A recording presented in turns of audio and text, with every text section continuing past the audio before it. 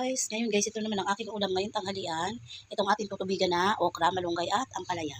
At saka, ayan ang sahog niya guys. Yung ating unipack mackerel. Ayan. Ito guys, nagpapakulo na ako ng sibuyas, luya, kamatis at tawag dito yung ating lemongrass. Nakalimutan ko pala guys, maglalagay pa ako ng bawang. Magpitpit muna ako mga guys. Ito yung ating tinubigan ulit na gulay na may sardinas. Ito na pala guys, nalagyan ko siya ng bawang. Tatlong butil na bawang. At saka ito pala guys, naglagay ako ng konti lang na bagoong. Ayan guys. Tapos, nilagyan ko siya ng konting patis lang. Ayan. Pakukuluan na natin yung ating pinaghalo-halong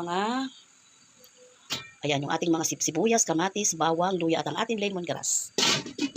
Ito guys, kumukulo na siya. Bagay ko na yung okra. Ayan. Tapos, sabay ko na rin yung sardina.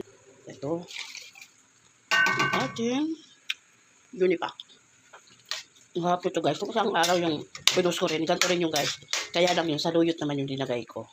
Ngayon naman, tawag dito yung malunggay at saka ampalaya.